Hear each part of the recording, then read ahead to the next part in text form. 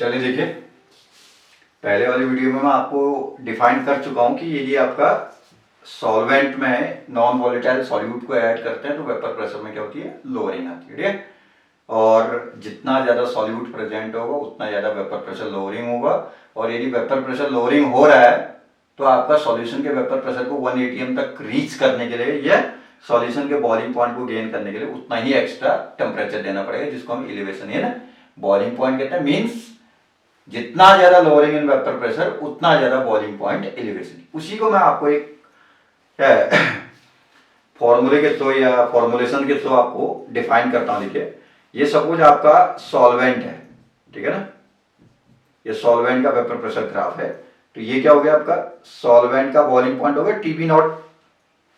Pure solvent का vapour pressure ये 1 atm का लेवल है। ये 1 atm के लेवल को टच कर गया तो उस टेम्परेचर को हम क्या कहेंगे, सॉल्वेंट का बॉइलिंग पॉइंट कहेंगे। और दूसरा वाला जो ग्राफ आपको दिख रहा है इस समय, इसको हम कह रहे हैं सॉल्यूशन फर्स्ट, इसको कह रहे हैं हम सॉल्यूशन सेकंड। तो देखिए, पहले वाले सॉल्यूशन में थोड़ा सा सॉल्यूट ऐड कर रखा है, तो थोड़ा सा सॉल्यूट ऐड करेंगे तो आपका सॉल्वेंट के रिस्पेक्ट में जिस टेम्परेचर पे सॉल्वेंट का वेपर प्रेशर इतना था, पीए नॉट था, उस समय पहले वाले सॉल्यूशन का वेपर प्रेशर थोड़ा सा कम है, थोड़ा सा कम है, तो उसका बॉइलिंग पॉइंट भी आपका थोड़ा सा एलिवेशन करेगा। तो देखिए, पहले वाले सॉल्यूशन का बॉइलिंग पॉइंट ये हो गया TB1, जबकि उसका वेपर प्रेशर 1 atm रीच कर गया। ठीक है, अब दूसरा सॉल्यूशन ये है जिसमें बहुत ज्यादा सॉल्यूट ऐड कर रखा है, तो वेपर प्रेशर बहुत ज्यादा लोअरिंग आ गई, तो बॉइलिंग पॉइंट भी बहुत ज्यादा एलिवेशन करेगा। तो सेकंड सॉल्यूशन जिसमें ज्यादा सॉल्यूट प्रेजेंट होगा, मोर सॉल्यूट कंसंट्रेशन वाला सॉल्यूशन है, इसका वेपर प्रेशर क्या होगा, 1 atm के इक्वल होगा, लेकिन बहुत ज्यादा हाई एक्स्ट्रा टेम्परेचर देना पड़ेगा। तो ये हो गया आपका TB2। ठीक हो गया, तो इसको मैं ABC के थ्रू डिनोट करता हूं और इसको D and E डिनोट कर लेता हूं। ठीक है, इतना हो गया। तो अब यहां से देखिए, आपको मैं इसी डायग्राम को थोड़ा सा इजियर वे में आपको रिप्रेजेंट करता हूं। देखिए, ये है ना, ये ABC D and E, ठीक है। तो यहां पे ये हल्का सा कर्व है BC BD और CE, तो इसको आप स्ट्रेट भी कर लेंगे तो मैथमेटिकली बहुत ज्यादा चेंजेस नहीं आता है। तो थेल्स थ्योरम लगाते हैं। ये थेल्स थ्योरम क्या करता है, जरा सुनना। थेल्स थ्योरम कहता है AB upon AC, AB upon AC equal to AD upon AE, AD upon AE। ठीक हो गया। तो AB कितना है, AB देखो तो AB ये है पहले सॉल्यूशन का बॉइलिंग पॉइंट माइनस सॉल्वेंट का boiling point, TB1 minus TB0 divided by AC, AC ये है TB2 minus TB0, TB2 minus TB0 equal to AD, AD ये है सॉल्वेंट का वेपर प्रेशर माइनस पहले सॉल्यूशन का वेपर प्रेशर लोअरिंग हो गए, PA0 minus P1 upon PA0 minus P2, PA0 minus P2 दूसरे सॉल्यूशन का वेपर प्रेशर लोअरिंग हो गया। ठीक है, तो यहां से इसको आप क्या लिख सकते हैं, पहले सॉल्यूशन का बॉइलिंग पॉइंट एलिवेशन, इसको लिख सकते हैं दूसरे सॉल्यूशन का बॉइलिंग पॉइंट एलिवेशन। इतने को क्या लिख सकते हैं, पहले सॉल्यूशन का वेपर प्रेशर लोअरिंग, इतने को लिख सकते हैं दूसरे सॉल्यूशन का vapour pressure lowering with respect to solvent है। तो ये हो गया आपका यहां से डेल्टा TB1 ये हो गया upon delta TB2 equal to ये डेल्टा P1 हो गया अपॉन डेल्टा P2, ये डेल्टा P1 ये डेल्टा P2।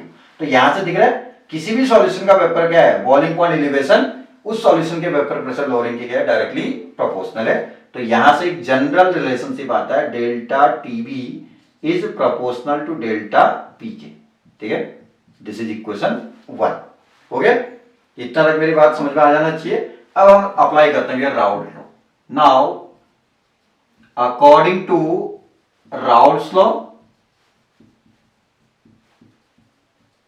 राउल्ट्स लॉ किसके लिए लगता है, Raoult's law non volatile solute containing binary mixture के लिए लगता है। ठीक है, तो राउल्ट्स लॉ के अकॉर्डिंग क्या होता है, PA0 सॉल्वेंट का vapour pressure minus PS solution का vapour pressure upon PA0 equal to XBK कहता है। ठीक है ना, तो इसी को मैं ऐसे लिख लूं, PA0 minus PS upon P A not equal to कितना, एक्स बी को बोलो तो N B upon N A plus N B. किसी का मोल फ्रैक्शन क्या होता है, जैसे सॉल्यूट का मोल फ्रैक्शन है, बी मतलब सॉल्यूट है, तो उसके number of mole upon total number of mole. तो सॉल्यूशन के अंदर सॉल्वेंट और सॉल्यूट है, तो सॉल्वेंट के मोल प्लस सॉल्यूट के mole. For dilute solution, dilute solution के लिए यदि आप अप्लाई करेंगे तो Na plus Nb will be approx equal to कितने के, Na के। क्यों, डाइल्यूट सॉल्यूशन का मतलब क्या है, जहां सॉल्यूट बहुत कम क्वांटिटी पे होगा तो सॉल्यूट के मोल बहुत कम होंगे with respect to the mole of the solvent. तो इसलिए Na plus Nb approx equal to कितने के होगा, Na के। और डाइल्यूट सॉल्यूशन के लिए ही हमारे कॉलिगेटिव प्रॉपर्टी एप्लीकेबल होता है, इसलिए हम डाइल्यूट सॉल्यूशन को लेके चल रहे हैं, ठीक है।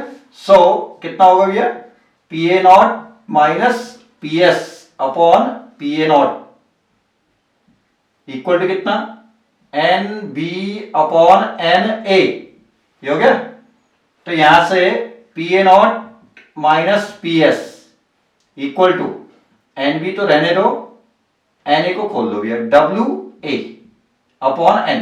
किसी के ग्राम मोल, एन क्या है, सॉल्वेंट के ग्राम मोल है, ए मतलब है। तो सॉल्वेंट के ग्राम मोल क्या हो, सॉल्वेंट का ग्राम अमाउंट, ये ग्राम अमाउंट अपॉन उसका मोलर मास, तो एम ए ऊपर आ जाएगा ये, ठीक हो गया इतना तक। और यहां से पी ए नॉट भी यहां आ गया इंटू पी ए नॉट, ठीक हो गया।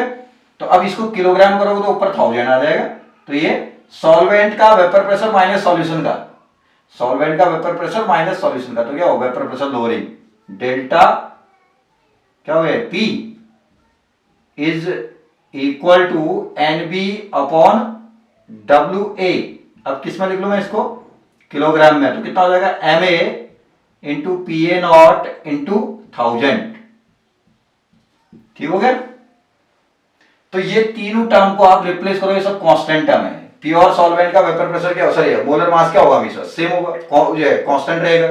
मान लिया एक्वस सॉल्यूशन का तो एम ए क्या है, क्या है, एक्वस है तो आपका वाटर सॉल्वेंट है, तो वहां एम ए हमेशा 18 ही तो रहेगा। P A not pure water का वेपर प्रेशर भी कांस्टेंट रहेगा, 1000 तो ऑलरेडी कांस्टेंट है।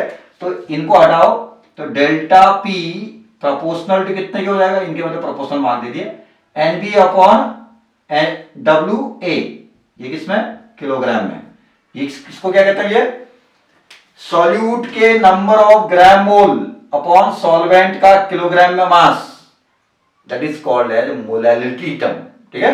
सॉल्यूट के number of gram mole upon solvent का किलोग्राम में मास, इसको मोलैलिटी कहते हैं, ठीक है ना। तो कितना हो जाएगा यहां से, डेल्टा पी प्रोपोर्शनल टू किसके, मोलैलिटी के, इक्वेशन नंबर 2।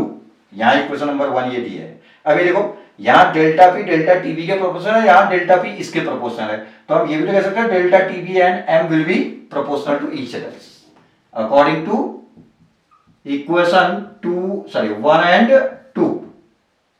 1 एंड 2 से delta TB is proportional to कितने के, मोलैलिटी के, और delta TB equal to K B आ जाएगा यहां से टर्म इनटू मोलैलिटी एम, ठीक हो गया।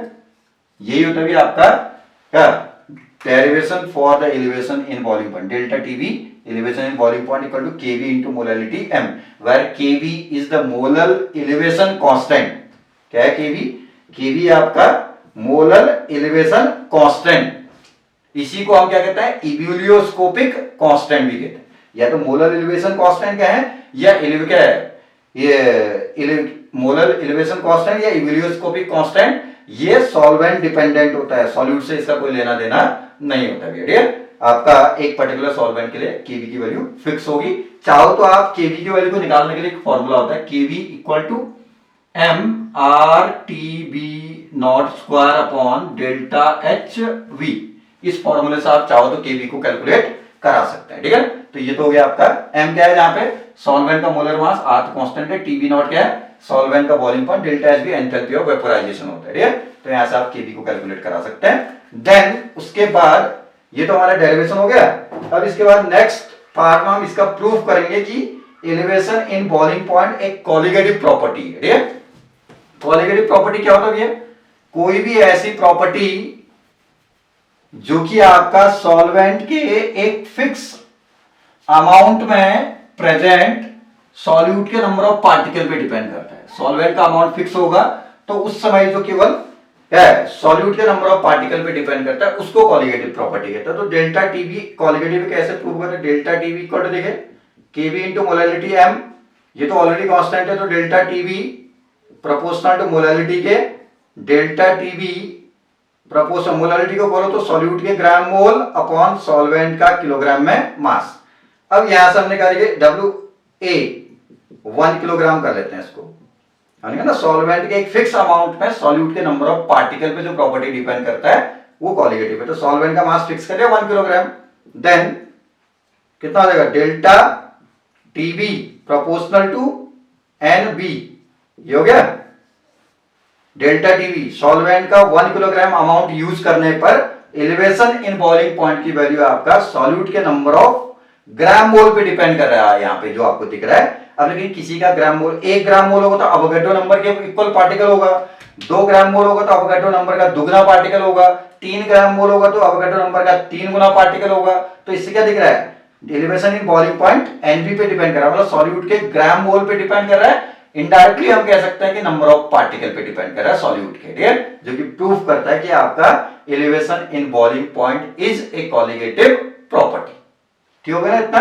अब अगला स्टेप जो होगा हमारा वो होता है आपका एलिवेशन इन बॉइलिंग पॉइंट की हेल्प से, एलिवेशन इन बॉइलिंग पॉइंट की हेल्प से सॉल्यूशन में प्रेजेंट जो आपका नॉन वॉलेटाइल सॉल्यूट था उसका मोलर मास मेजरमेंट। मान लिया हमने एक अननोन आपका नॉन वॉलेटाइल सॉल्यूट था, उसको डाल दिया सॉल्यूशन में, सॉल्वेंट में सॉल्यूशन बना लिया, उसके लिए एलिवेशन बॉइलिंग पॉइंट आपको मिल गया, ठीक है। तो आपको ये पता करना है कि वो नॉन वॉलेटाइल सॉल्यूट कौन था, उसका मोलर मास कितना था। तो उसके लिए हम क्या करते हैं, इस कॉलिगेटिव प्रॉपर्टी से कैलकुलेशन करेंगे। देख कैसे, delta TB equal to KV into M होता है, तो केवी तो रहने दो, मोलैलिटी बोलो, एनबी अपॉन डब्ल्यू ए, तो एनबी को भी खोलेंगे, एनबी का होता है सॉल्यूट के ग्राम मोल, तो KV into W B upon M B into W ए।